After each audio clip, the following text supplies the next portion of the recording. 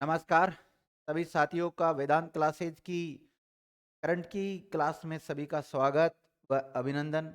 साथियों, आज हम जो चर्चा करेंगे वो चर्चा करेंगे 18 जनवरी 2025 को लेकर जितने भी करंट के क्वेश्चन बनते हैं इसके ऊपर। और आज का जो पहला क्वेश्चन है वो ये है कि हाल ही में भारत के प्रधानमंत्री नरेंद्र मोदी ने किस देश के एआई एक्शन समिट में हिस्सा लेंगे। मतलब भारत के जो प्रधानमंत्री है नरेंद्र मोदी, वो कौन से देश के जो एक्शन समिट जो होगा उसमें शामिल होने की तरफ जाएंगे। फ्रांस में, श्रीलंका में, जापान या दक्षिणी कोरिया। तो इसका अपना जो राइट आंसर है वो चला जाएगा फ्रांस, यानी कि ए विकल्प सही है। नेक्स्ट देखते हैं, तो इसका डिस्क्रिप्शन देखते हैं। प्रधानमंत्री नरेंद्र मोदी जी 10 से 11 फरवरी 2025 को पेरिस, फ्रांस की राजधानी भी अगर पूछ ली जाए आपसे, फ्रांस की राजधानी क्या है, पेरिस में आयोजित क्रीमस सैटेलाइट एक्शन समिट में भाग लेने के लिए रखे गए हैं। और इस शिखर सम्मेलन के मेजबान फ्रांस के राष्ट्रपति इमैनुअल इंजीनियर्स कर रहे हैं, जिसका उद्देश्य कृत्रिम साख पर अंतर्राष्ट्रीय संवाद को बढ़ावा देना। और इस समारोह में नव प्रवर्तन, गणतंत्र और एआई अवशेषों के भविष्य पर चर्चा की जाएगी। किन किन बिंदुओं के ऊपर चर्चा की जाएगी ये हमने देख लिया है। और आज का जो सेकंड नंबर का क्वेश्चन है इसको देखिएगा कि हाल ही में कौन 2026 में 28वें conference of speakers and presiding officers of the Commonwealth की मेजबानी करेगा। ब्राजील, ऑस्ट्रेलिया, भारत या फिर अमेरिका। राइट आंसर चला जाएगा इसका सी, भारत करेगा। 2026 में राष्ट्रमंडल देशों की संसदों के अध्यक्षों और पीठासीन अधिकारियों के 28वें सम्मेलन की मेजबानी करेगा। लोकसभा अध्यक्ष ओम बिरला ने ये जानकारी दी है, ध्यान रखना।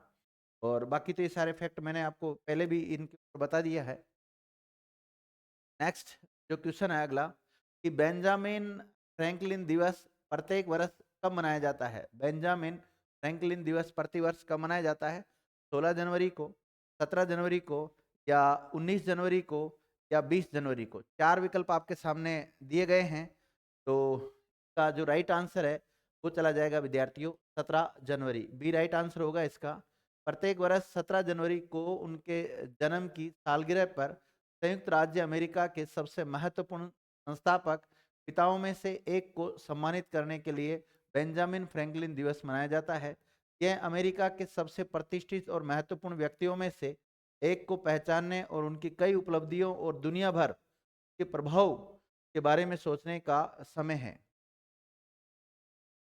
हाल ही में किस देश ने पहला प्रमाण पत्र पाठ्यक्रम शुरू किया है? चार विकल्प आपके सामने दिए गए हैं। नेपाल के द्वारा, भारत के द्वारा, बांग्लादेश के द्वारा, श्रीलंका के द्वारा। कमेंट कीजिए। तो इसका राइट आंसर क्या जाएगा? तो इसका राइट आंसर चला जाएगा श्रीलंका। श्रीलंका के द्वारा ऐसा हाल ही में किया गया है। हाल ही में भारत श्रीलंका हिंदी सम्मेलन से पहले आयोजित हुआ है। भारत श्रीलंका हिंदी सम्मेलन में हिंदी भाषा के माध्यम से मुफ्त शिक्षा के लिए देश का पहला क्लिनिक पाठ्यक्रम शुरू हो गया है। और इंडोनेशिया में भी हिंदी भाषा को बढ़ावा देना एक महत्वपूर्ण कदम है। और इस पाठ्यक्रम का उद्घाटन उच्च शिक्षा उपमंत्री डॉक्टर भारत के उच्चायुक्त संतोष झा ने मथुरा से सेने वीरत्न ने और मधुर श्रीलंका में काम किया है। गुरु गोविंद सिंह जयंती प्रतिवर्ष कब मनाई जाती है? चार विकल्प आपके सामने हैं। 15 जनवरी को, 16 जनवरी को, 17 जनवरी को और 18 जनवरी को। ये मनाई जाती है 17 जनवरी को। सी आंसर राइट जाएगा इसका। गुरु गोविंद सिंह जी की जयंती प्रतिवर्ष 17 जनवरी को मनाई जाती है। गुरु गोविंद सिंह ने खालसा पंथ की स्थापना की थी, आपको अच्छी तरह पता है, हिस्ट्री में आपने पढ़ा होगा। और ये सिखों के इतिहास की सबसे महत्वपूर्ण घटना मानी जाती है जो खालसा पंथ की स्थापना हुई थी। सिखों का जो इतिहास रहा है उसमें बहुत इंपॉर्टेंट इसका रोल है, तो महत्वपूर्ण घटना माना गया है। गुरु गोविंद सिंह ने ही गुरु ग्रंथ साहिब को सिखों का गुरु घोषित किया था, क्योंकि अंतिम गुरु थे गुरु गोविंद सिंह 10वें नंबर के। गुरु गोविंद सिंह ने इनको क्या किया था, मतलब गुरु ग्रंथ साहिब है उसी को ही सिखों का गुरु घोषित कर दिया था। वर्तमान में ये जो गुरु ग्रंथ साहिब है इसी को ही अपना गुरु मानते हैं। उन्होंने अपना पूरा जीवन मानव सेवा और सच्चाई के मार्ग पर चलते हुए बिता दिया था। नेक्स्ट क्वेश्चन, हाल ही में किस राज्य की पुलिस ने फीडबैक प्रणाली शुरू कर दी है। कौन सी स्टेट की पुलिस है उसके द्वारा फीडबैक प्रणाली शुरू की गई है? तेलंगाना के द्वारा, महाराष्ट्र के द्वारा, केरला के द्वारा, गुजरात के द्वारा। तो इसका अपना राइट आंसर चला जाएगा तेलंगाना। इसके द्वारा ये फीडबैक प्रणाली शुरू की गई, तेलंगाना पुलिस के द्वारा भी की गई है। हाल ही में तेलंगाना पुलिस ने एक नवोन्मेषी और अत्याधुनिक संचालन प्रतिक्रिया पहल की शुरुआत की है। इसका उद्देश्य पुलिस सेवाओं पर नागरिकों की प्रतिक्रिया को बेहतर और बेहतर बनाना है। ये प्रारंभिक पुलिस कर्मचारी इस दौरान साइबर इंस्पेक्टर आईपीएस के पद पर एक वर्चुअल मीटिंग शुरू हुई है, जिसमें हैदराबाद के पुलिस कमिश्नर अविनाश मोहंती और आईपीएस और अन्य वरिष्ठ अधिकारी भी इसमें शामिल थे। हाल ही में एक रिपोर्ट आई है, उसके अनुसार भारत के राष्ट्रीय राजमार्गों में पिछले 10 वर्षों में कितने प्रतिशत की वृद्धि हुई है? मतलब नेशनल जो हाईवे हैं उनमें पिछले अगर 10 वर्षों का आंकड़े उठा के देखें तो उसमें कितने प्रतिशत की वृद्धि देखी गई है? 40, 50, 60, 80। तो इसका राइट आंसर चल जाएगा 60%, 60% में वृद्धि देखी गई। नेक्स्ट, तो इसका डिस्क्रिप्शन देखिएगा। हाल ही में सड़क परिवहन एवं राजमार्ग मंत्रालय के द्वारा जारी वर्ष के अंतिम की समीक्षा के अनुसार भारत के राष्ट्रीय राजमार्ग नेटवर्क की लंबाई 10 वर्षों में 60% बढ़कर 2014 में 1,46,195 हो जाएगी। से ये दुनिया का दूसरा सबसे बड़ा सड़क नेटवर्क बन जाएगा। एक ऐतिहासिक उपलब्धि के रूप में राष्ट्रीय हाई स्पीड कॉरिडोर 2014 में मात्र 93 किलोमीटर से बढ़कर 2024 में 2474 किलोमीटर हो गया है, जो देश की बुनियादी ढांचे में भारी सुधार को दर्शाता है।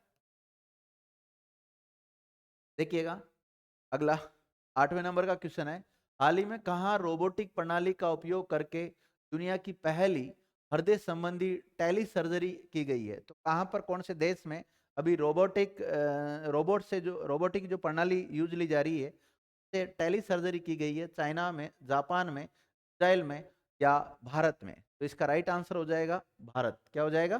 भारत हो जाएगा। चिकित्सा क्षेत्र में नई नई तकनीकों से मरीजों का इलाज करने में डॉक्टरों और मरीजों दोनों के लिए सुविधाएं बढ़ रही है। इसी क्रम में एक नई तकनीकी से रोबोटिक कार्डियक टेली सर्जरी का नाम याद रखना 280 किलोमीटर की दूरी से सफलतापूर्वक अंजाम दिया गया है।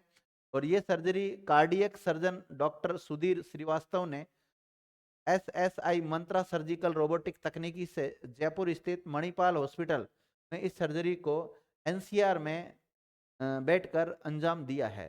मणिपाल हॉस्पिटल में ऐसा किया गया विद्यार्थी। नेक्स्ट देखिएगा, हाल ही में किस देश के क्रिकेटर जिसका नाम है तमीम इकबाल ने इंटरनेशनल क्रिकेट से संन्यास की घोषणा कर दी है, यानी कि संन्यास ले लिया है? 4 विकल्प आपके सामने लिखे हुए, पाकिस्तान के हैं या बांग्लादेश के हैं, अफगानिस्तान के हैं या श्रीलंका के हैं? बताइए कहाँ के हैं ये तमीम इकबाल? तो ये है बांग्लादेश के। बांग्लादेश के खिलाड़ी, इन्होंने इंटरनेशनल क्रिकेट से संन्यास की घोषणा कर दी है। हाल ही में बांग्लादेश के दिग्गज क्रिकेटर तमीम इकबाल ने अंतर्राष्ट्रीय क्रिकेट से संन्यास की घोषणा की है और ये दूसरी बार है जब उन्होंने खेल से दूरी बनाई है। उन्होंने पहली बार जुलाई 2023 में एक भावनात्मक प्रेस कॉन्फ्रेंस के दौरान भी संन्यास की घोषणा कर दी थी। पहले भी एक संन्यास की घोषणा कर चुके हैं, हालांकि उस समय संन्यास नहीं लिया था। तो उन्होंने बांग्लादेश की तत्कालिक प्रधानमंत्री शेख हसीना के हस्तक्षेप के बाद 24 घंटे के भीतर ही पलट दिया था। जो बांग्लादेश की प्रधानमंत्री थी शेख हसीना, उनके हस्तक्षेप के कारण उन्होंने जो उनका जो संन्यास लेने का फैसला था तो पलट दिया था। हालांकि उस समय भावनात्मक रूप से इन्होंने संन्यास की घोषणा कर दी थी, वापस इन्होंने अभी वापस संन्यास की घोषणा कर दी है। और आज का अंतिम क्वेश्चन देखिएगा, हाल ही में जापान ने किस देश के खिलाफ सख्त प्रतिबंधों की घोषणा की है? मतलब जापान कौन से देश के साथ खिलाफ सख्त प्रतिबंध की घोषणा की अभी इसके द्वारा? Russia, Ukraine, England, Maldives. आपको पता है रूस और यूक्रेन के बीच में तो युद्ध चल रहा है, तो इसका राइट आंसर हो जाएगा ए। क्या हो जाएगा?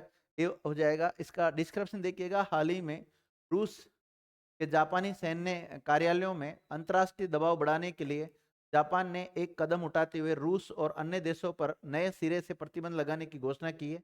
इसमें उन आवेदकों पर भी प्रतिबंध लगाया गया है जो रूस को अंतिम आरक्षण से बचने में मदद करने के लिए मजबूर कर रहे हैं। इसी के साथ आज के जो टॉप 10 क्वेश्चन थे वो कंप्लीट हो जाते हैं।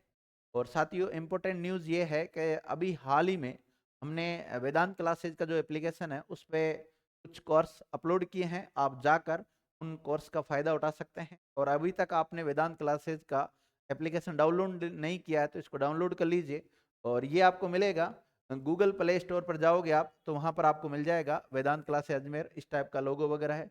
और अधिक जानकारी के लिए आप मोबाइल नंबर पर संपर्क कर सकते हैं, 9024409077 पर भी आप संपर्क कर सकते हैं। साथ ही में अगर आप ऑफलाइन बैच ज्वाइन करना चाहते हैं तो वेदांत क्लासेस अजमेर में संचालित है, रेम्बल रोड किशनगंज में है। और साथ ही में आप मोबाइल नंबर पर संपर्क करके लोकेशन ट्रेस आउट करके आ सकते हैं फॉर इंक्वायरी। ठीक है विद्यार्थियों, थैंक यू।